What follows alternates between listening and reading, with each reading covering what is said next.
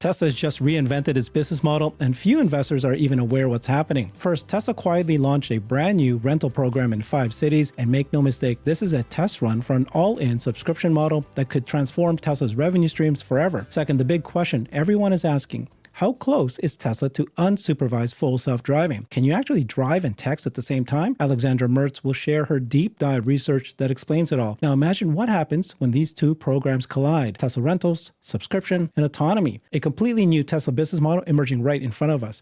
We've got the bulls here with us today. We got the power bull, the queen, Tesla boomer mama, Alexandra Merz. The boss. The rational bull, Mr. Incredible Jeff Lutz, and the golden bull, Larry Goldberg. Welcome, everybody. Hey there. Hi, Herbert. Just want to make sure you understood that, right? Herbert put on a shirt because he's playing boss. No. I hope you have a shirt on. I hope you have a shirt on. Alexandra posted this morning, and she said, I'm going to wear business attire because I'm the boss. And I said, no, I'm the boss. I got to wear this. So I'm trying to hold my own. You're the executive producer. I just sweep the floors. That's not true, guys. I clean the brooms. Let's get started with the big topic today. We're going to cover a couple really important things I think that's happened. There's the new rental model, and then there's this unsupervised self-driving. And that is the question many of us have been asking. I've been asking this entire week to people, what exactly is unsupervised self-driving when Elon says that? And is it even legal? Can I, in my state, drive wherever I want to and sleep in my car and text? And what would be the regulatory requirements for that? And thank you to Alexandra, because you got the answers to these, right?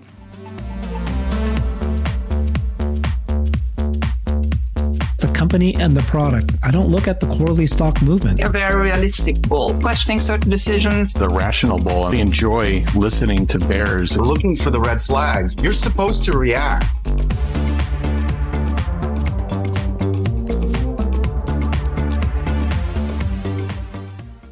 Well, I did some deep dive because this week, Waymo announced that they're going to get up to 2,500 vehicles. And then straight away, I saw next some people going, oh my God, this is the 2,500 limit by federal law. Does that mean that Tesla cannot do any? And I thought, oh my God, there's so much confusion. I think we should do a segment on the show on, what is legislation on AVs, autonomous vehicles? What is legislation on unsupervised full self-drive? So that people understand the difference of the two, understand where we are, and understand where we need to go, because this in the United States is hyper complicated. There are a lot of different layers. And as far as I know, the US is still the market where Tesla wants to be the first market for unsupervised full self-drive. And for autonomous drive. So the two deserve that we concentrate 10, 15 minutes on this question, because actually we will need your help again. We will need your help in the coming weeks and months to write to Congress people to make sure that future laws that will be introduced on a federal level get the support they need. And so today starts the education on this topic. And if you don't mind, Herbert, let's start with the slides. Okay, so let me first address this limit of 2,500 that's running around. So this is current federal law. The number is 49 USC, paragraph 30113. Whoever wants to look that up, there are a couple of subsections, and the lower parts address exemptions for development of autonomous vehicles. So that means cars that do not have steering wheels and pedals. So yes, there is a limit of 2,500 cars that can be experimented on federal grounds at any certain moment, not more. So this is really done to help the development of evaluations of safety features until they are then to a state where these become a common feature, right? And so it is, the text exactly said, it's maximum of 2,500 vehicles sold, it's very important, in the United States in any 12 months period. And so that doesn't mean January to December. That just means when the first vehicle is sold, and it's also sold to the own firm operating it for evaluations, then in that 12 months period, up to 2,500 per manufacturer can be used. And that's then a 2-year window in which they can be built up and run around, but always keeping in mind it's those 2,500 maximum in a 12-month window.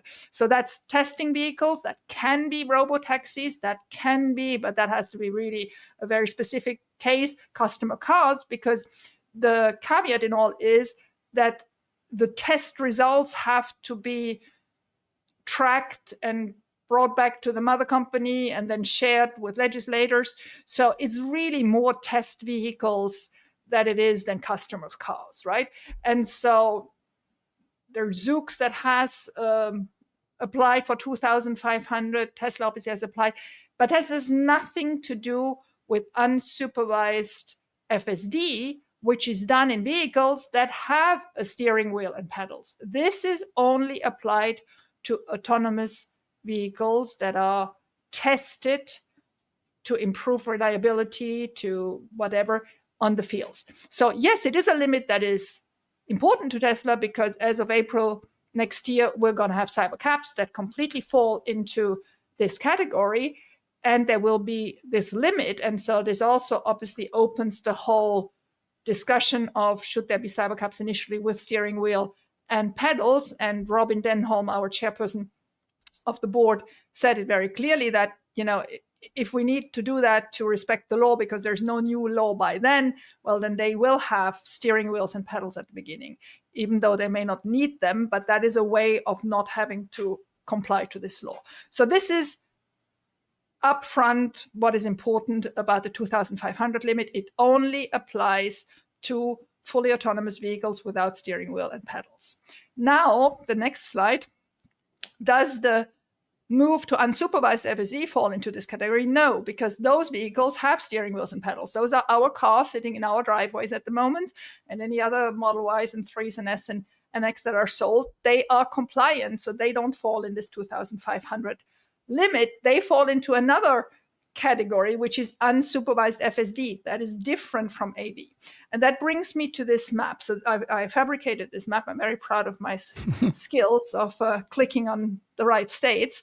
On states that currently, and some of them since 2017, so already 8 years, allow unsupervised FSD.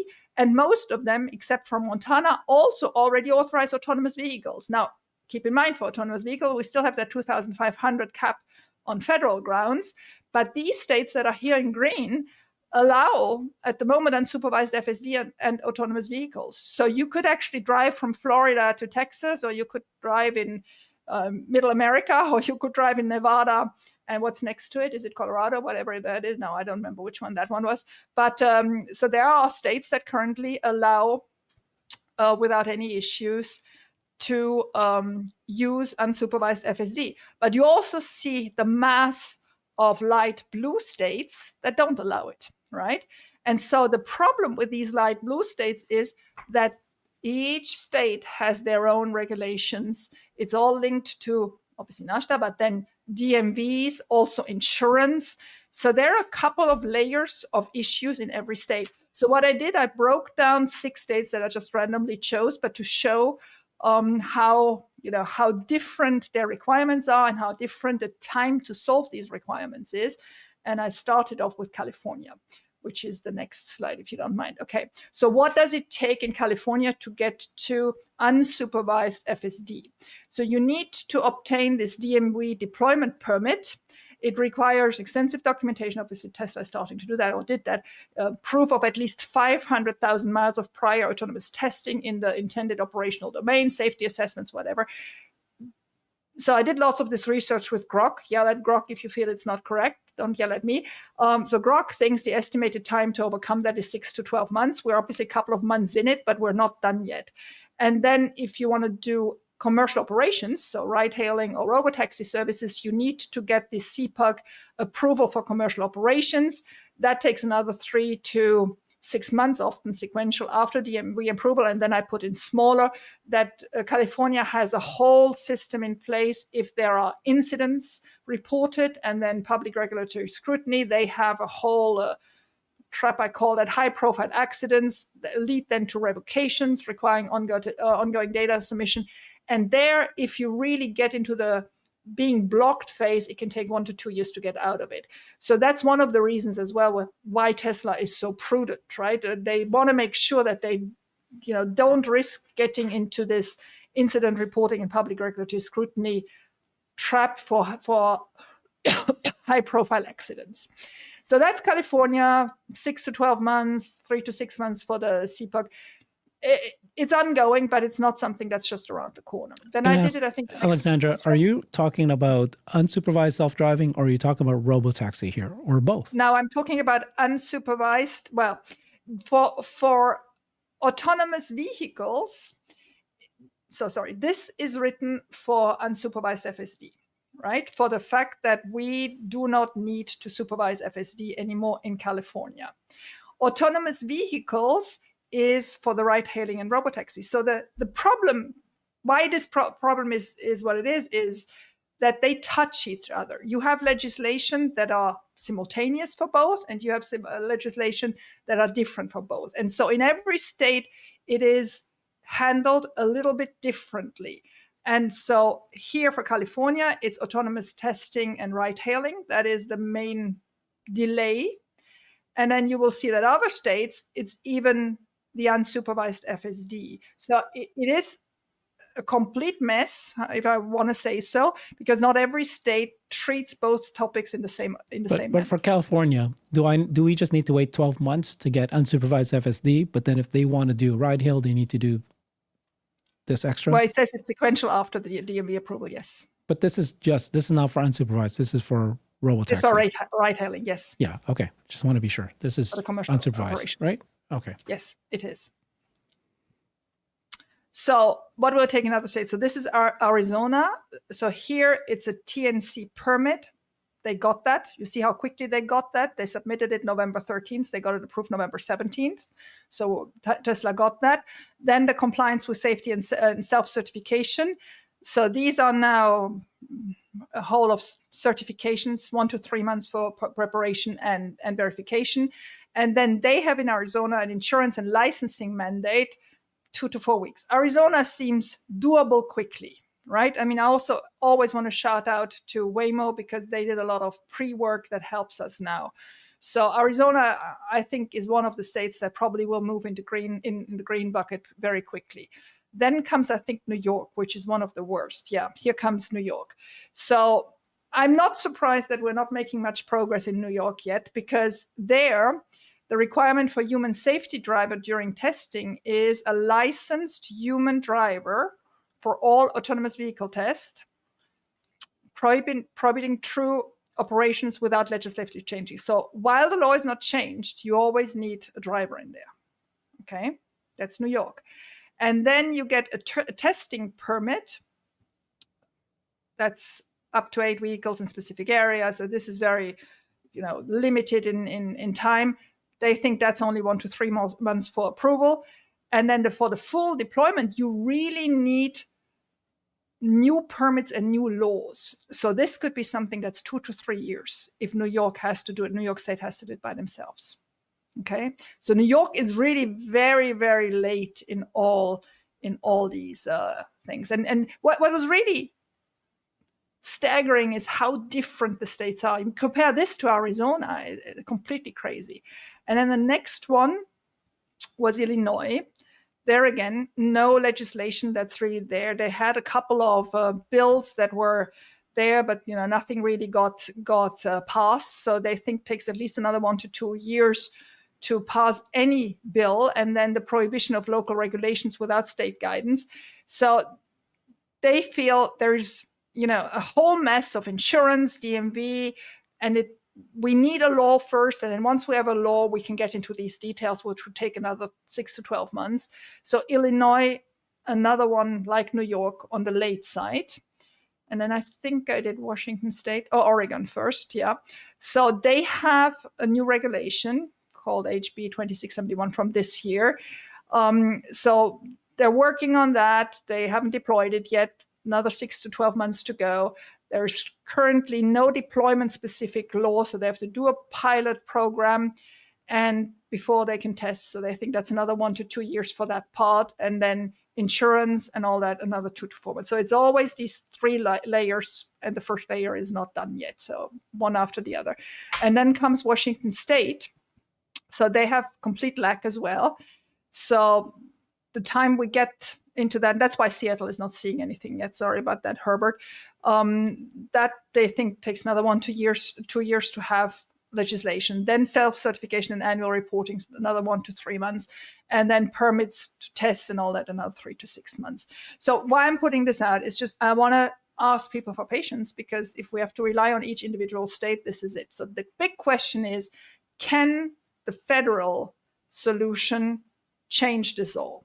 And the quick answer is the federal solution would be great to have, but there will still need to be states to adopt specifics, because there's just stuff to do with cars that are very state specific, DMV and insurance specific. So the federal solution could override state regulations if it includes an express preemption clause, because that's obviously the supremacy clause of the US Constitution.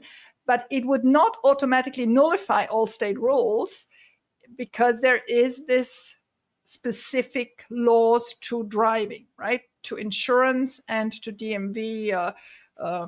I mean, do you even need driver licenses anymore? But that's the whole thing is a big question mark. So the states retain this authority over non-preempted aspects like driver license and traffic enforcement, of course, traffic enforcement. And then we have to see. So what would the federal solution look like? That's the next slide.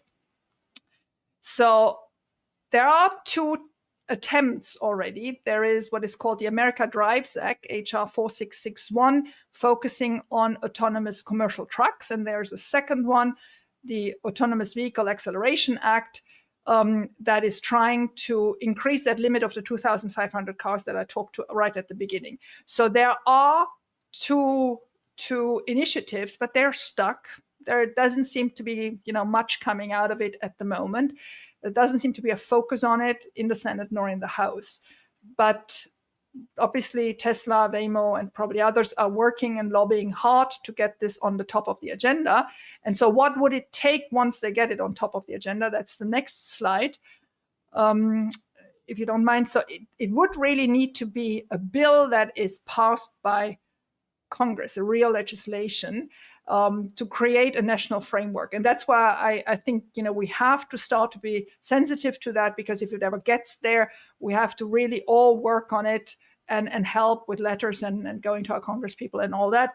Obviously putting in front how much safer it is. It would go through a bill introduction and then sponsorships by different Congress people, then committee reviews and amendments, and then last but not least, passage and reconciliation. And the estimated time, if really this goes quick, is 12 months, but usually it's rather 2 years.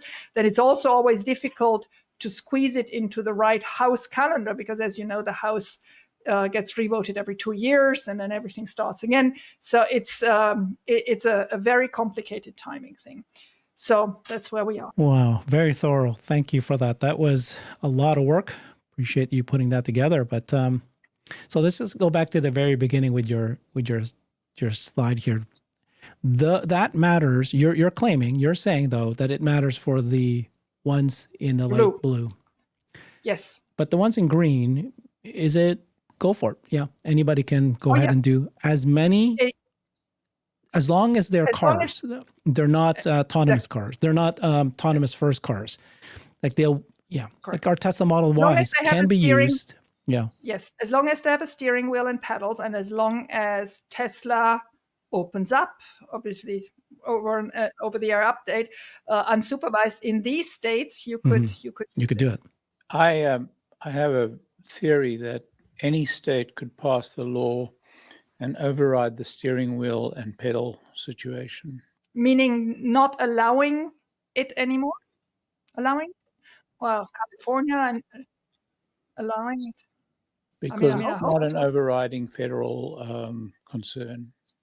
Okay. If Florida said you can have 10,000 cars, 100,000, you can have unlimited cars without pedals, I don't think, what am I? I'm not a lawyer, but I think that would prevail. I mean, but obviously, what made me smile was remembering how Elon said half of the US population could be unsupervised. And then I look at that and I think, That's it. I mean, it's not the half I thought of. It's not California. It's not New York. We have to separate unsupervised from pedal and steering wheel, two separate issues. I'm saying that as far as the unsupervised are concerned, we see the green states that exist at the moment. It's probably a third of the US population, maybe. Yeah, it's got to be more because we've got Florida and Texas. So that's a fairly significant proportion of the US population. It's missing the Northeast and California, both very populous, but nonetheless, I think it's over a third. So those states could well legislate, I think, on pedals and steering wheel. But I don't think it's a moment. The question is, if these states move ahead and are successful, I think many of the other states would follow. That would be my surmise. So I think it behooves Tesla to focus on those green states. I agree. And like I said, there's Arizona, who seems very easy to conquer. And then when you look at the cities they're rolling out, other than the Bay Area, they seem to all be in those green states, aren't they? I mean, New York, we thought would be rolled out by now, and I'm not surprised it's not if I read all these restrictions. Yeah, I wouldn't imagine the Northeast to be rolled out very soon, simply because the bureaucracy of the Northeast has become absolutely gummed up, and the bureaucracy of California has gummed up. I'm actually surprised to see how much advances they've made.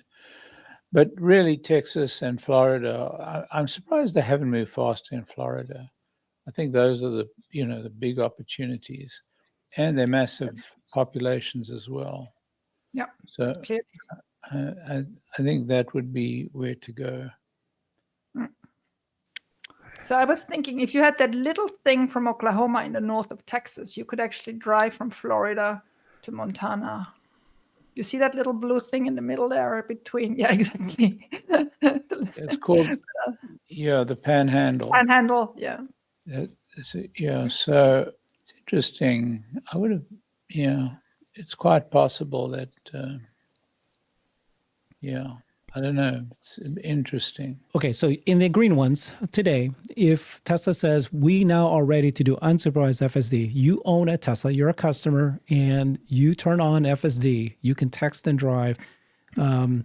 It still is supervised. Well, you are still responsible for the insurance, but you could in these green states. That's what you're saying. You could do this probably now, as soon as Tesla's ready. Yeah. Okay. Correct, but not in California. But not in California. Well, I mean, that's a whole question. I don't know whether you're allowed to text now would completely, there's so much gray zone. Sorry, I'm pouring myself a tea at the same time. There's so much gray zone. I don't know whether allowing texting would now be considered unsupervised. But if it is considered unsupervised, I don't think we're there. Seems to be pretty obvious that it would be unsupervised if they're and that probably means not in California. And California is very, very, very loath to let go of any power that they have. So, yeah. I think the best thing for Tesla to do here is to continue to make progress on the software, on the self-driving system, and through nominal changes in software, continue to make the experience in the cabin better for people that subscribe to this service. And that may be less of a nag. That may be just more degrees of freedom as the user. And I think that will go a long way. And I think that would be noticeable too, as people test drive and rent the vehicles and do that. The other thing I would do, and I'm sure Tesla has a good plan in the background, but maybe get Washington, D.C. qualified in some way and accelerate that, so you could get not only Congress people and senators, but their staff familiar with robotaxis and with supervised FSD. Maybe get them into the rental program. It's a nominal amount per day. It's not like you're gifting something significant, or don't gift them anything. Just find a way to get them engaged in the rental program. Anyway, just get exposure to the product, and I think there's a couple things they can do both with the software and the vehicle and in getting more exposure to help accelerate. This is coming. And I think that the federal administration is sensitive to not falling behind China in AI and leverage that. And I'm sure companies like Tesla will leverage that and say, look, if we continue down this 50-state path and everybody can do their own thing, we will be behind China. And even the president alluded to that with some other AI legislation around just getting a federal framework around it. And I think what would behoove Tesla is to get autonomous driving wrapped up into that. I agree. And then in China, we did get a further license, right? There were 2 licenses awarded, one to Mercedes and one to Tesla for advancements in full self-drive last week. So I do believe they have the pressure point saying, look, you don't want to be the second one. You don't want to be, we don't want to announce first that full self-drive unsupervised is in China available and not yet in the US. I think that's a very good pressure point. So one of the thoughts I had is that I think the federal government could pass, I think the president could probably issue an order allowing FSD unsupervised on freeways, regardless of state, because I think the federal government has the freedom of the freeways. Mm-hmm. I may be wrong. I don't know, but that'd be great. I mean, the executive order would help. At the shareholder meeting 3 weeks ago, Elon was very confident when he said, I think that Robotaxi rollout will match regulation. He's not concerned that he'll have produced more Robotaxis than regulation approves. And then he also said no steering wheel and pedals. As a backup, maybe they could put it in just to bypass that. But what do you guys think of that, though? His confidence. If this was an issue, if truly this regulation was the rate limiting step, that's what Elon does. He takes the biggest, most rate limiting issue and he solves it. It doesn't sound like, from anything I've heard from him, that this is a concern for him at this point. I'm surprised because, that's only 4 months away. And fair enough, the first 2,500, that's taken care of. But 2,500 cars, Tesla, that's not going to take them long. So I'm surprised he's so confident. I'm more worried about the regulations than he is. But I could be wrong. I may have a missing piece that I don't know. He's obviously back in Washington. I'm sure they're lobbying hard. So maybe he knows something that we don't, and we can, count on that. But it really would need quick action for it to be effective in Q3 next year, because Q2 will quickly fill those 2,500 spots without steering wheel. Yeah. So unsupervised FSD, though, that's the one that's coming shortly. Are you guys all still very confident that it will happen within 2 months, or if not, at least 3 months, like within, spitting distance, as opposed to too far out? Larry and Jeff, you both have 14.1.7, right? On your Cybertrucks. Is it a good step change? Because I'm still on 14.1.4, yeah. Then the 14 version that I have on my Model 3, quite a bit better. It still has some limits. Getting in and out of my garage, it has hesitations, and not only out of my garage, but a really difficult driveway, because my garage exits out to a courtyard with another house, and it's very tight to get in and out, and it'll often just stop, and then I have to take over. So that's about the limit. There are some hesitations still, and in the Cybertruck, when it hesitates, there's a lot of drama associated with it. I don't know if you've had that experience, Jeff, where it's just my car. There's a sort of clank, clank. It doesn't happen often, but when it does, it's pretty alarming, but it turns out to be nothing. And parking, yeah. I'd love to be able to describe exactly the kind of parking. So I have a handicap sticker because of my hip.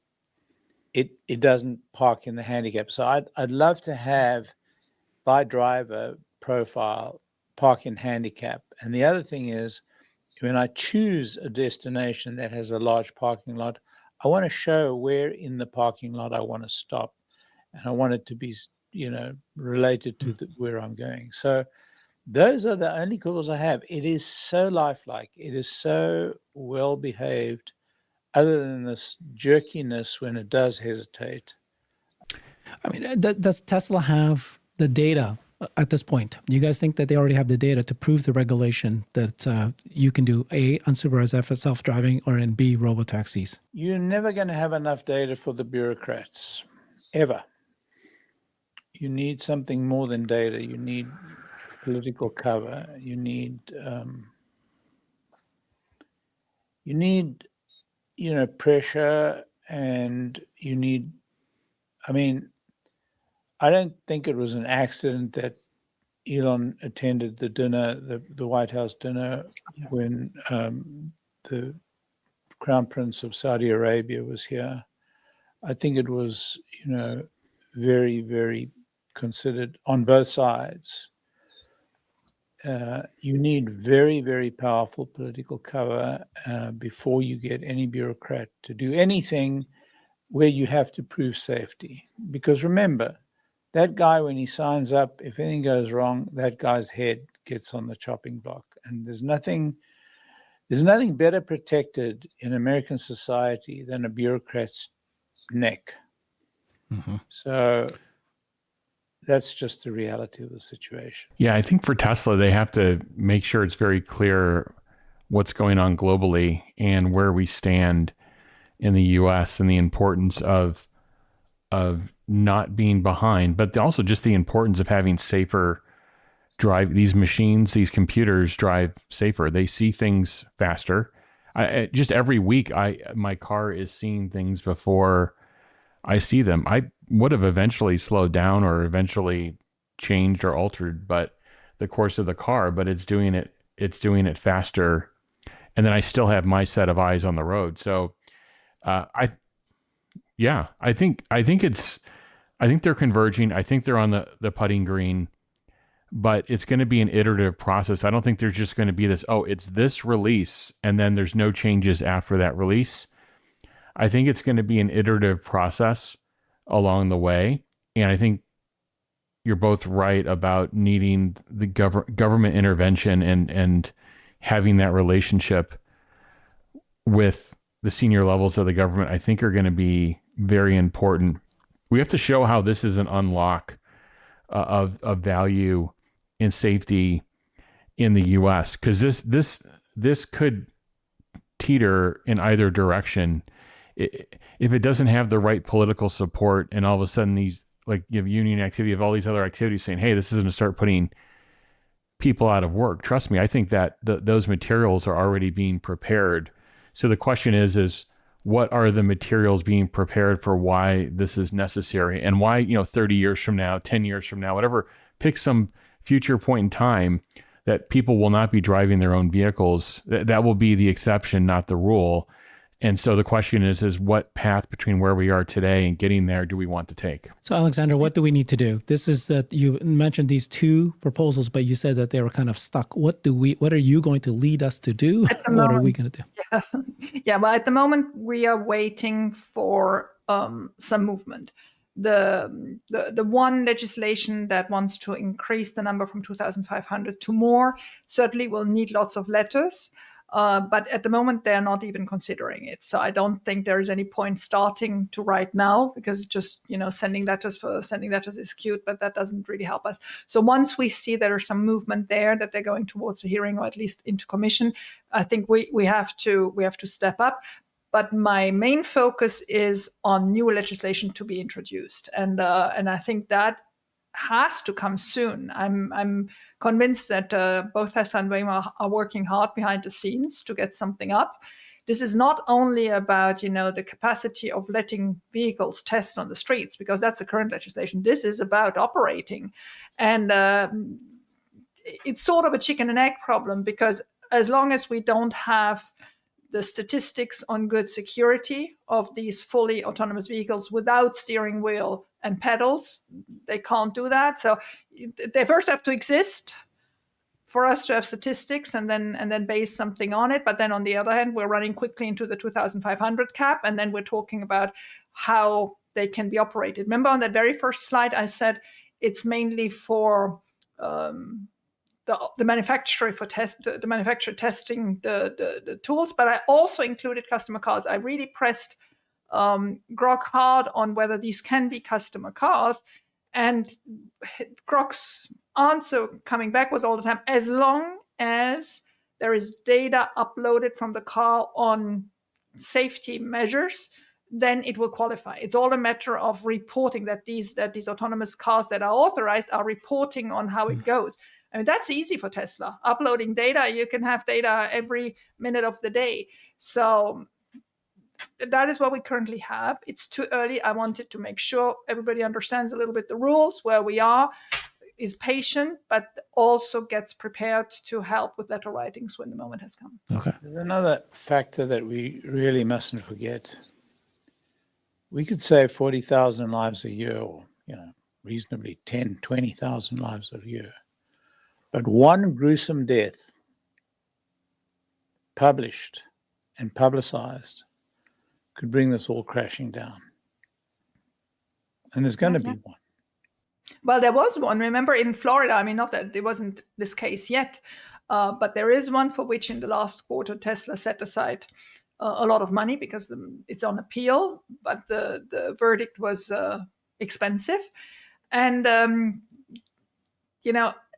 every single fatality, or at least, major injury, will lead to court cases. And you know how loved Tesla is in courts.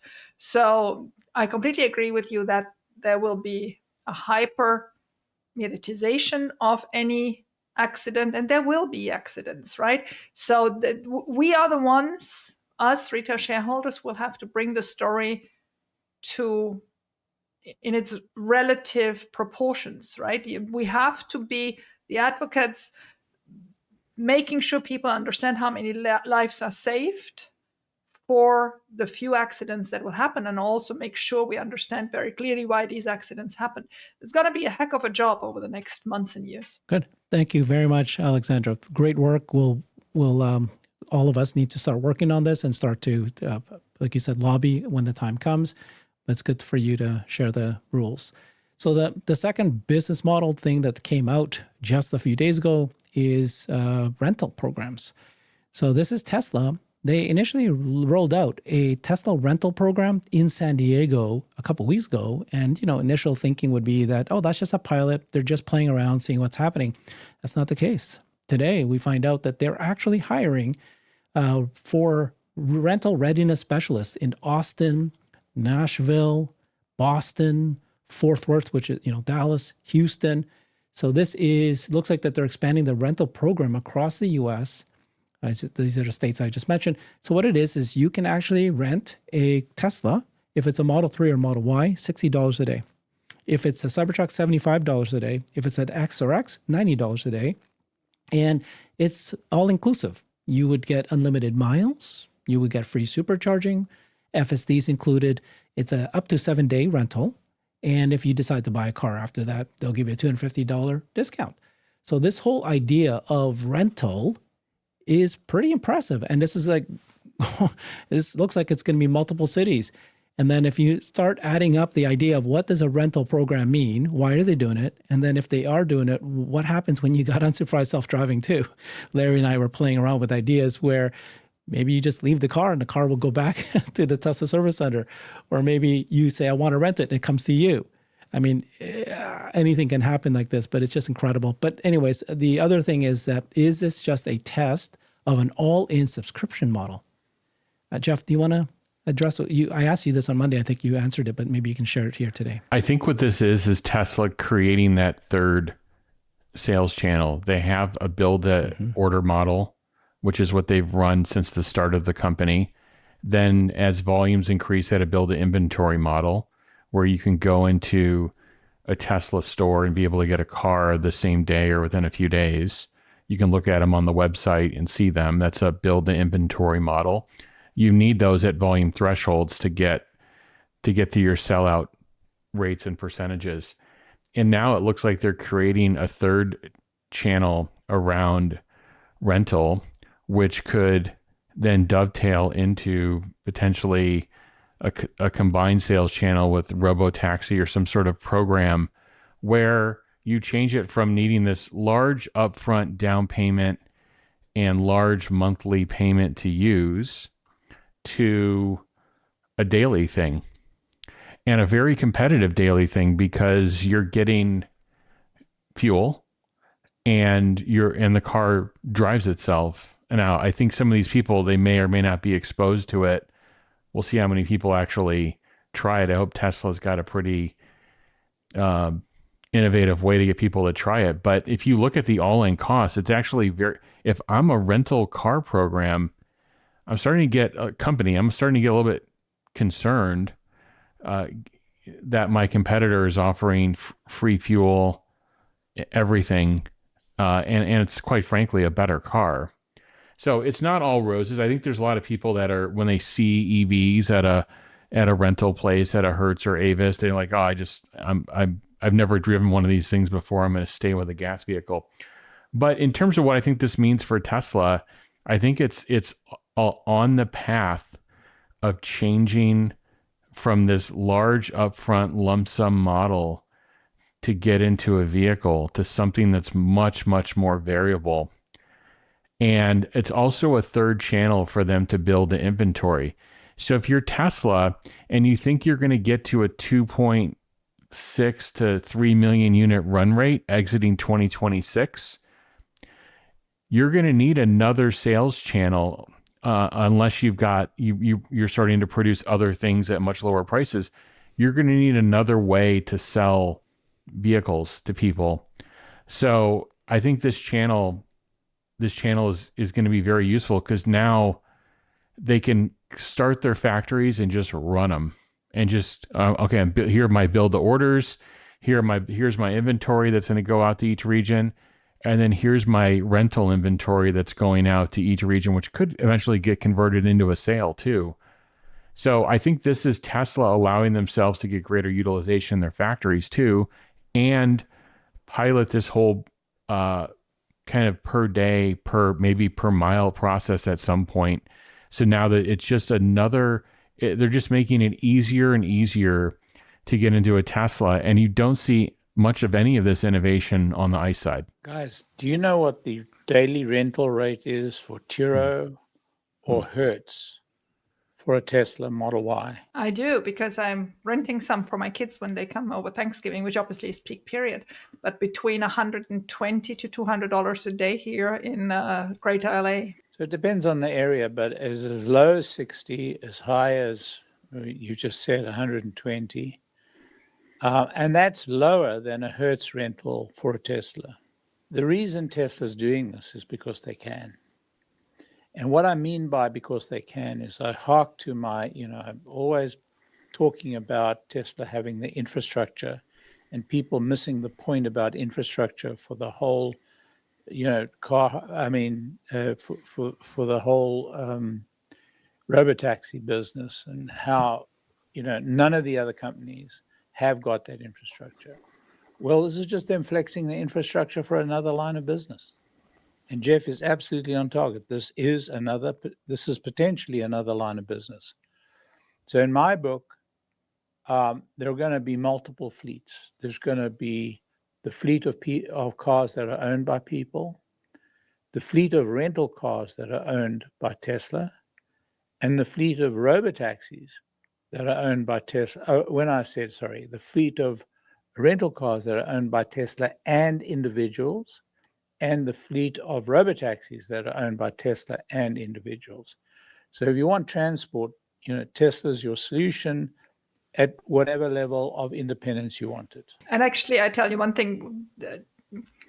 If I had one question I could ask any executives of Tesla today, it would be, what is the percentage of what Tesla wants to take from a fleet manager or from a car owner to be in the network? What is the percentage? How is it split up? I think this is passionate, and it may be fluctual. Of course, it will be different, I guess, for a fleet operator than to somebody who just does some runs of robotaxi. But I that's the unknown. It's unknown to Tesla as well, Alexandra. Mm-hmm. Too early. It's much too early. I mean, you can float many different propositions and look at and price them out and figure it out. but until the rubber hits the road, literally, you're not going to be able to, hone down onto what you prefer. But I mean, but we agree they have the full pricing power. When you look at you just look at the U.S. auto market, someone keep me honest, I think it was 2017 or 2018, we peaked in terms of total vehicles sold of about 21 million units. And this year is going to be somewhere between 15.8 and maybe 16 million units. That's a massive, massive drawdown in total supply base, total manufacturing capacity, which means everything is pretty much underutilized in the U.S. And some of this trend is also abroad too, Western Europe and so forth. So what's happening to people? Well, they're not driving the same kind of miles. A lot of things are now happening, remotely, video calls, people working working from home, working split. Maybe they're working 3 days a week in the office. The population, the way we work, the way we interact, everything has changed. So if you continue to sell in the traditional dealership model, high upfront costs and so forth, and by the way, what's also happened over that 8 or 9 year time frame is the average selling price of a vehicle is up $10,000 in the US over that time period or more. So when you put all these factors together, the only way you're going to get access to people and miles and usage per day is to have this flexibility in models and what you can offer. And I think Tesla is putting themselves in a position, I don't want to say like it's a dominating position, but it could potentially be a dominating position with their service network, with their charging network, and the fact that you could buy your own car and have it traditionally. You could use it per day or potentially per mile, or you can pull your phone out and there will be a robotaxi that'll appear in minutes, whether you're in the suburbs, whether you're in the city, and whether you need to traverse between those two. They're going to have all three of those things, and they're going to have they're going to have the lowest cost upfront purchase EV. They're going to have the lowest rental model cost, all-in cost, and then they're going to have the lowest robotaxi cost and, quite frankly, the best experience of those three. So I think when you step back and you put those three factors together, it's very compelling. Yeah, so I see this as this rental program to be much, much bigger than most people have even realized how important this is. So there's several things. One is it's a way for Tesla to move to an all-in subscription pricing model, right? I can see a day where instead of me buying a new car, instead of me leasing it, I still agree, Alexandra, that they're going to do these low-cost leases. But what happens if it's just a subscription model? And when I pay for a subscription model, I want access to the cars when I need it, and I'll get it that day I need it, and I can choose which car I want. I want a Model S today. I want the Cybertruck today because I'm going to Home Depot, right? I just want a nice Model 3. I can pick and choose, and I'm all in subscription model. That's where Tesla is testing this. And then, sorry, yeah. Yeah, Herbert, you need to put it in perspective. At $60 a day, this is two to three times. It's way too much. I understand. Yeah, $60 a day is way. It's $1,000+ a year, a month. That's not. Yeah. This is a rental, and then there's lease, and then they're going to do a lower lease. But what happens if this rental and the lease? What happens when it's done? Tesla puts it into a robotaxi fleet when robotaxi is available. So they will make major money, mega bucks at front. And then when it's over 3 years later, they can take it over and use it as a robotaxi and make even more money. So that's one. The other thing is I think that just what I'm saying here, that it prepares them to be able to use this again as robotaxis. That is the other thing. So if you look at the states that they're doing the rental programs, Austin, Fort Worth, Houston, these are all places where they're going to do robotaxis. And then maybe Nashville, Boston, I don't know. But let's start with a rental program there, a good lease program there. And then once we do eventually get, regulation approved. I think you're onto something. Yeah. I think you're onto something. I think this is the right buffer. I just explained how many states will be late, right? I mean, like I said, maybe there's a federal miracle solution, but if not, it will have to be state by state. for all these late states, this is a perfect buffer of building up a fleet, yet using it and having some income on it. And you're right, it can be on long-term leases, but that blocks the car 2 to 3 years, while these rental programs are absolutely flexible. How big of a rental program do you guys think? Because I mean, Larry and I discussed it, but there's Avis and Hertz, massive businesses. Tesla's now going to enter this, but look at their advantage. It's like, yes, you're right, Jeff. Not everybody wants to do an EV, It but kills them and it kills Turo. imagine one day if you have unsupervised self-driving. I was just playing around with this idea. What happens with, okay, I want to rent a car. I don't need to go to Hertz and get the car. It'll come to me. And then when I'm ready to drop it off, I say, I'm done. Yeah. Go home. Go to your Hertz or to go to the Tesla service center and go home.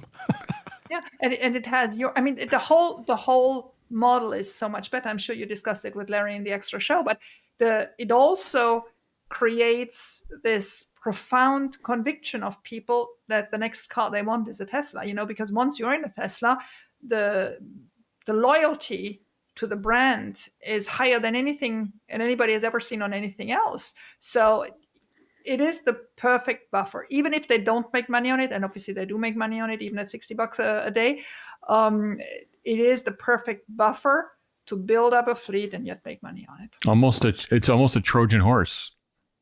It's almost a Trojan horse for the Robotaxi rollout. It's to have them out there and have some level of utilization on those assets, so it's not a drain, and then they're perched and ready to go once regulations approved. The total rental fleet in the United States is 2 million cars, 2.2 million cars. Mm-hmm. So we're not talking about a very large number of cars, but at $60 a day, including gas, including energy, this changes the picture so dramatically. I mean, it actually, at that price, it's almost worth renting a car and not owning a car in many cities. Yes. So, because, the price of gas and service on an owned car in a major city is just staggering. So, anyway. Parking. I don't know. Too, yeah. Parking. 60 a day seems still high for me. I'm not sure that I will replace purchases yet. Well, not purchase, but anytime you go somewhere where you want a car, it certainly replaces. Yeah, but that's called Uber. It's called Robotaxi. That's the one I'll use that for. No, I think there is a real need. I mean, when my kids come here, they want to have a car for a couple of days. And I think there's a real need. There's a real need for having a car that's yours until the habits change to being completely Robotaxi. I think this transitional period, this is a perfect product and service for this transition period, which can be in some states very short. I'm sure in Texas, there is less need for it than in California and where are you, Washington State and Illinois. I mean, we all seem, other than Larry, who was bright enough to live in North Carolina, but we all live in communist states that are going to make this difficult. Oh, yeah. The average daily price for a rental car, and remember, this daily price does not include all the add-ons like gasoline. Yes. And there's the cleaning fee and there's this fee and that fee. But anyway, the average is $41 to $50 before taxes and fees. Fees are outrageous. Yeah, so you're at $60 already. I mean, trust me, I've rented enough cars to know that, the base price is, but 2/3 of the cost. There's another 50% add-on. And imagine the experience, right? Economy cars, and when you're talking economy cars, you're talking about a stripped down, hunk of metal. And that averages 35 to 60. Yeah. Mid-sized vehicles are 45 to 75. That's what this is. SUVs 70 to 120. So, you get the picture. These prices, you add 20 to 35% to get the real number. So at $60, they're in the sweet spot. They could rent 500,000 cars out, given their global coverage. Now, the one thing they don't have that rental car companies have is airport pickup. So without airport pickup, that's like more than half the market. But if they could have the car drive to the airport, then maybe there's a possibility. So the only There thing was a keeping them from true volume is the airport pickup. there was a service I used called Silver Fox in California, where you land in the airport and then a guy will get into the car, pick you up, drive you back to to their offices, and then they'll give you the car from there. Right. They actually did that. That's quite an expensive service. Yeah. But imagine the experience, eh? You order the rental through your app, you get into the car. You all know how easy it is. I had a loaner yesterday when I had to bring my car in to fix a crack in my sunroof. Fixed it in 2 hours. They gave me a loaner. I go to the loaner car, open up the car with my app, when I have phone, simple, and everything is adjusted to me, right? It's my windows, my seats. It's got my music. It's got my maps. It's like as if it was my car. I completely forgot that it was my car. Then when I get back, it's my car. So any car you rent, it automatically is you, automatically. I mean, it's the Tesla universe. That's just it. And once you're in it, where else do you want to go? What else do you? I mean, there's nothing comparable. So that's it. I for 5 years, I tried to always reason myself I was right to be all in. I always get to the same answer, but there is nothing comparable. When I meet new people who are not in Tesla universe and ask me how crazy I am, I ask them, what's your car? Will you change your car? And there is no, I mean, some people like the Mercedes brand or the BMW brand, but it feels like it's, prehistoric love stories. Mm-hmm. There is no technology. There is no infrastructure that they particularly like. And as soon as you get into the discussions, yesterday I sold a Tesla to my hat maker. I was there, I was trying on my hat and the cape I bought and whatever. And then I was talking to him about the Model Y. And he said, I really need a car. I said, well, what do you need a car for? I said, oh, for my wife and my children. I said, you want the safest car out there. Mm-hmm. And so test drive and sold. And there's nothing easier to sell. I'm a good salesperson, but there's nothing easier to sell than a Model Y. Nothing. Next you sell it to your collar maker. There you go. Do you like my collar? Hey, my collar's pretty good. Look at this. No. I'm the boss. Let's just get back to that. Wait. I'm the boss. Look at this. I'm wearing cufflinks. Guys, I have to, boss, I need to leave. Okay. You're free to go. So go sweep the floors. Thanks, Larry. Thank you, Larry. So let's talk economy, the macro, Jeff, and the stock a little bit. Can you give us an update on what's happening in the AI bubble? Where does Tesla stock fit in all this? Oh yeah, just a lot of news. So obviously there was NVIDIA earnings on Wednesday, and I mean they were exceptional on every metric: gross margins, revenue, earnings per share, outlook, and they're doing great. There is, a kind of a bear kind of bot attack that occurred right after those earnings, because I believe a lot of the market was betting against. It's basically like, hey, we've had negative sentiment over the last couple of weeks, market's inflated, and there's a big bet against it. Who knows? I'm just thinking through, but there was just a concerted bear bot attack, and it was all about accounts receivable and inventory. And I'm sitting back here as a supply chain professional, like, well, let me go pull up their earnings and let me look at this information. And you've got people trying to compare NVIDIA earnings this quarter to stock out levels a year ago and saying, wow, their inventory is up. Well, you don't want to be stocked out. If you're stocked out, you can't sell product and you can't make revenues. So when you have a company growing at 62% year on year and then trying to claw their way out of a stock out position, you're going to, as a comparison to a stocked out level of inventory, which is low, you're going to look like your inventories grew. But anyway, interesting reaction to that. Market up in the morning, then market sells off. I think there's a bit of trepidation out there. It seems like the distance in time we have from hyperscaler earnings, between that and NVIDIA earnings, it just seems like all these narratives get created. I posted about this yesterday. There is no AI bubble. Everybody should go do their own research. But if you are around the people and or studying the supply chains for these products or in the supply chains for these products, you see what's happening in terms of upstream and the capacity that's being created, the fabs that are being started, the schedules that are being pulled in, all the work that's happening to also localize supply in the US and set up a wafer fab production in the US, set up packaging in the US. We never had that for these type of chips before. And sure, I mean, there's going to be companies that have bad ideas, that have bad products, that get out in front of their skis and blow themselves up. But the AI narrative in general is just getting started, because all we have right now are self-driving Teslas, which very few people know about, and we have chatbots on our computers and phones. That's it. We don't have major drug and disease discovery. We don't have AGI. We don't have AI widespread in manufacturing at any scale, anywhere.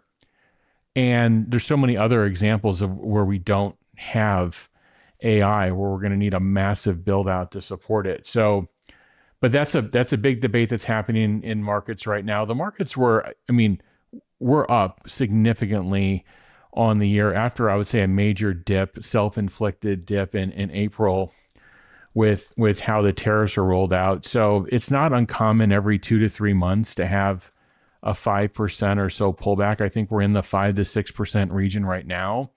I think it's a little bit more painful for certain names and certain stocks than at the index level. But I think what my advice in the situation is not investment advice, but just to have a very clear understanding of two things. One is, what does the company you own do, and is it meaningful in this world? And two, what your time horizon is for that. And as long as you understand those two things, I think you could sleep well at night. If you don't understand those two things and you're just trying to spread, bets everywhere, because you heard of, this crypto miner is now all of a sudden going to be an AI infrastructure supplier, I would do a lot more homework. But these themes around, to me, there's 14 or 15 1 gigawatt plus hour data centers that have been announced that haven't been built. Okay. And then that bottleneck is now shifting. It's still a massive amount of GPUs. NVIDIA says they have $500 billion of backlog in front of them between now and through the end of next year. And then at some point, another concurrent bottleneck will be created, which is power generation, both baseload generation and battery storage to power these data centers.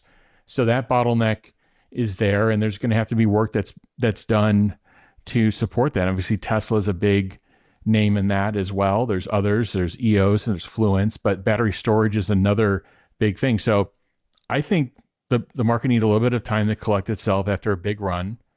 I think earnings, I think what you have to step back on is earnings were quite good, especially in tech. We are going into a broader Fed cutting cycle. If they may or may not cut in December, who knows? We've had all this bizarre issues with visibility. The buyback windows for major companies have now reopened. And you've got funds and institutions that are behind their benchmark from what happened in April, and some never really caught up, or they're a lot more cautious throughout the middle part of the year. And you've got to catch up, and you've got seasonality in front of you. I've never been a big fan of seasonality, but it's there, and it's typically positive, starting in the, latter 2 to 3 weeks of December. So I think that's what's in front of people. I think people should just, again, understand what you own, understand your time horizon and your risk tolerance, and go from there.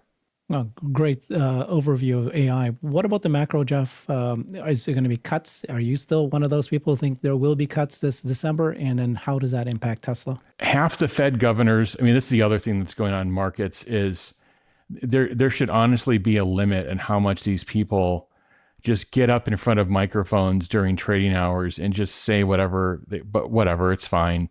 It just feels like it's almost on purpose to influence markets. Not saying they can't speak, but they do have blackout periods. But half of them are basically saying the conditions are okay to cut, and the other half of them are basically saying it isn't. There's accusations of the Fed being politicized. It's kind of a messy situation. We know the Fed funds rate is much higher than inflation. We know even if there are some inflationary effects of tariffs or some of the policies we have, the belief is that those are temporary in nature, meaning you'd take the price increase and then you'd move on. You wouldn't have successive ones after that.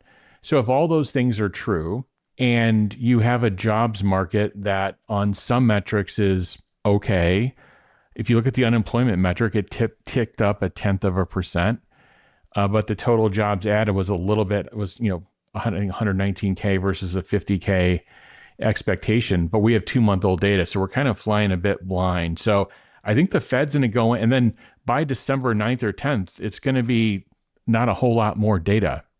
So I think December is a coin toss. What's happened the last 2 weeks, and that's also roiled markets, is December rate cut went from almost a certainty to a coin flip, and now it's even below a coin flip. It's like at 35%. So the markets want that, but here's the thing. There's estimates that Q3 GDP may be at 4.2 or 4.3%. So you can't on one hand say that we got to have these rate cuts. We got to keep this thing, we have to do all it and have a 4.2% GDP. This is again before the shutdown, and be adding jobs at the rate. So I think it's kind of a mixed bag. I think it's a coin flip to cut, but I think if they don't cut in December, they're going to cut in January. And we are overall in a rate cutting cycle. We are overall in an easing cycle. And whoever gets put in to be the Fed chairman in May is going to be very dovish and very aligned with cutting rates much further. I'd love to be able to turn to you guys, both of you, experts in your fields. So a couple quick fire questions. What is the next big event that matters for investors? What do you think, Alexandra? I think the texting in the cars is a major event. I think that will make it clearer to people where we're going with this technology. And then for investors, I do believe it's the financials of Q4 because they may surprise on the upper end. We're seeing a lot of good news out of China. We're seeing that in Canada, the delays to get Model Ys get longer. That could be logistics because those cars are built in Berlin, so the ships to get them to Canada may be late or whatever. But there seems to be quite a few good news on the horizon. So January, first the delivery numbers beginning of January, and then the financials in the third week could be the next big events. Alexandra, if we hear the appeal of which is the Tornado case, we could hear the results of that in the next 3 months, anytime basically from now, but could be 3 months, 6 months from now. Is that an event? Do you think that that's going to be something, or is it? Yeah. It is, because it is obviously overshadowing, because obviously it's also 345 million. If you remember, in the last quarter, we had 400 million additional expenses due to tariffs, 200 million in the car sector and 200 million in the energy sector. 345 million of legal fees, which actually now grew to close to 400 million just because there's interest on it since the verdict from last year, December. So if that is confirmed, that's going to really have an impact on Q4 results if we get this year, or Q1. So if we win that case, and again, Torneta's outcome can be multiple scenarios. We could straight out win it. I think that's less than 25% chance, but obviously our wish scenario where the Chancery Court is overwritten and the whole thing falls because it should have never been presented that way. If that is the case, that is a clear win, and that would have an impact on the stock price. There is a higher probability that it is actually sent back to the Chancery Court with clear instructions of how this should have been judged, and then it's back to Chancellor McCormick, and then we're going through another round at the Chancery Court. That is a higher chance. I don't think that would have a major impact on the stock price, just because it's a wait again. And then there is the odd chance, again, 25%, I would say, that we lose it, that the Chancery Court is just confirmed. And that is obviously then the extra expense of about 400 million additional to all the other expenses in that quarter. And that could have a negative impact on the stock. Nice. Well explained. Jeff? I think Alexander summarized it well with the milestones in self-driving, just further expansion. I think we are seeing further expansion, but I think those are key. And I actually think there's a good bull bear conversation about Q4, but the bulls have a different time horizon than the bears. That's very clear when you hear the dialogue, you see the dialogue on X. It's like, the bear dialogue is, well, what happened in, October in Denmark? And the bears are, well, the bulls are gonna be like, these cars are driving themselves. Like I'm experiencing it now real time. And they're looking ahead to the rollout of Robotaxi. So all of this is not zero risk for people, but it's hard to think of equity markets are also about allocation and allocation of risk. And it's hard to think of a company that's instantiating AI and physical real world AI in a more meaningful manner and a more high probability of success manner than what Tesla is doing. But I think people should do their own independent research on that and come to their own conclusions. But I think Alexandra has it right. I just think this bull bear debate is going to keep going on in terms of near term versus looking out more than 3 months. Yeah. Next question. Will Tesla create a line of flying cars beyond the Roadster? I did a show with Joe Bakhti, and he's convinced that this is the case. You're saying no, Jeff, right off the bat? Pass. Why pass? What's the reason you guys are passing? Ridiculous. It's a ridiculous question. Right. Yeah. Okay. And then will Tesla advertise in the Super Bowl? Is that another pass? Another ridiculous question? Actually, I tell you one thing. I would love that. Yeah. I think we're at the point of at least very close to the point where we have to open up beyond the early adopters and the people who already have Teslas. And I think there are so many subjects to discuss this, especially safety. I do believe the Super Bowl is the right way to do it, because I don't think Tesla is ready for regular ads, right? It would be these one-off campaigns. Having said that, they're actually having regular campaigns in Australia and New Zealand. So we always limit ourselves to the US view or to the European view, but there is stuff happening somewhere else. So it's not as if they're completely against ads, but I would love to have it just because the Super Bowl is such a prestigious, and I mean, they would do something so nice. Can you imagine France in charge of, making this the most beautiful ad ever? Isn't that great? That. Yeah. Yeah. I mean, no disrespect on the prior question, Herbert, and I watched a lot of Joe's stuff. I think it's great. So I just haven't, and flying cars right now are in volume are the priority, but maybe there's something interesting there. But just the Super Bowl thing, I think we put a little bit too much emphasis on the importance of the Super Bowl, because if you think about those ads, a week or two later, they don't really, it's more of like, okay, it's interesting for that date. I think a more effective campaign in social media is probably going to be a lot more effective, or if they get some sort of larger deal with a sporting event, whether it's soccer, the World Cup, or something that can be done on a more global stage more regularly. I think it's important. I do think that there's an awareness and information gap, and it appears that Tesla is taking several swings at this and trying to figure it out with these trial programs and what they're doing with their service. I think they're taking something where there's 0.1% awareness, and maybe they're getting it to 0.2. And that in itself is very difficult. I do think something else needs to be figured out here. I'm just not an expert in how to drive, but the thing I am an expert is in measuring things, and I would like to see awareness measured and reported out on it. To me, that would be a more important metric than the actual production delivery. For me, is who understands our product offerings by region. Fantastic. I know that sounds crazy, but no, absolutely. Love you guys very much. Appreciate you, Alexandra. Thanks for all the work that you just did with the unsupervised self-driving research. Work.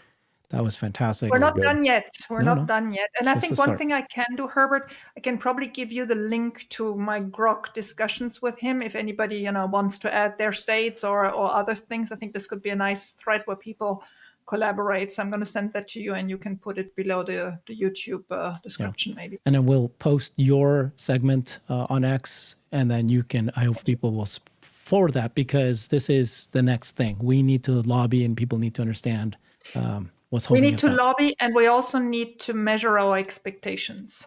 You know, I because I always have this feeling of people are like, okay, year end, what now? This is not only Tesla's technological advancement. This is unfortunately also a lot of states and a lot of layers and a lot of bureaucrats in there. So we have to measure what we do. Texas and Florida are certainly going to be quicker, and I think that's great for them. But I mean, it drives me crazy to be in California, which should be the state where this all was born. That's where Palo Alto is. That's where, and I fear that California may actually be quite late. And then New York. I mean, New York drives me crazy. Okay, thank you guys very much. Alexandra, I wanted to show the photo of you in front of the Cyber Bear in California, because that bear funny? is massive. I didn't realize it was that big of a structure. And you know, I heard then the next day that I wasn't allowed to go there, of course. Oh, you're not allowed to stand where you were standing. Yeah, exactly. And so we drove by 2 or 3 times because it was on our way to the restaurant. We went on Sunday with the kids, and Sunday evening, just my husband and me. So anyway, so we drove by twice and had taken first pictures from far while driving. And then the next day I said, I want to go there and stand in front of it, because already from the street it looked big, but in real, when you're getting closer, it's really good. So anyway, so I go, so it's difficult to park because the road that leads up to it doesn't have any parkway. So we park in that entrance swivel towards the Tesla parking lot, which says straight away, no visitors, no nothing. So I thought, oh my God, this is going to, so we park at an unauthorized spot. I run out there and I said to Michelle, I'm going to take a picture. And there is a lady with a security vest, you know, these yellow gilets. And I go to her and I say, oh, excuse me, I'm Tesla Boomer Mama. I want to take a picture. And she looks at me as if I'm a complete nutcase, which I am. And do you mind if I take a picture? And she goes, no. So I felt like security has authorized that, right? I climb up there. Michelle takes a picture. She has my phone, takes with my phone a picture. I go back down. And then she explained to me, well, we're the landscapers. We made the grass around it. And since now with the rain, it looks so green, I came back to take a picture of the grass. So she was not from Tesla, and she didn't give me any authorization, anything. So I did that. And then the next day I met some people from Tesla, and they were like, you did not climb up there. We saw that picture. And I was like, oh my God, I did it again. And yes, I did it again. I can't believe you did this. You weren't allowed to, but this is a gorgeous photo. You look great, of course. But look at the Cyber Bear. I did not know this bear was this big.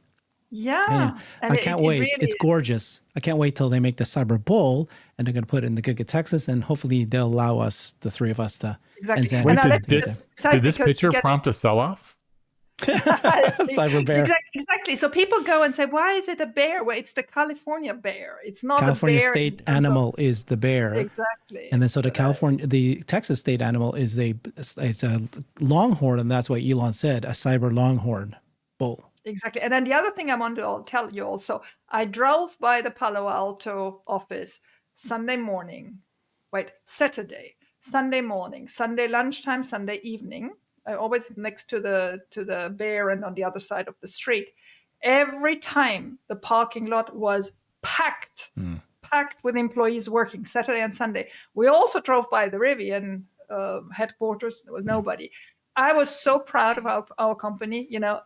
Our guys and girls, they are working their butts off Saturdays and Sundays. I just want to thank them. And then the other thing I want to tell you is, so I was allowed to go into the Fremont factory. I can't say much NDA, but one cute story was that they made us walk up into the mezzanine where there's a huge floor with lots of desks, I would say thousands of desks, people working. I don't know what they're in charge of.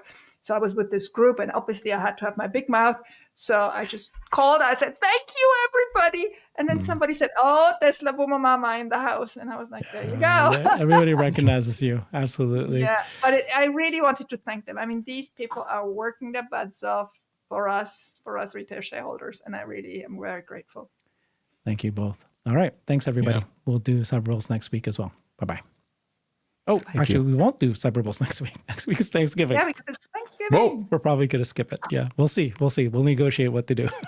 I'm the boss. So Fight over a turkey leg. see you guys. Bye, y'all. I've created a website that is the most comprehensive resource for the Tesla investor. Please check it out. Simply go to my website at herbertong.com.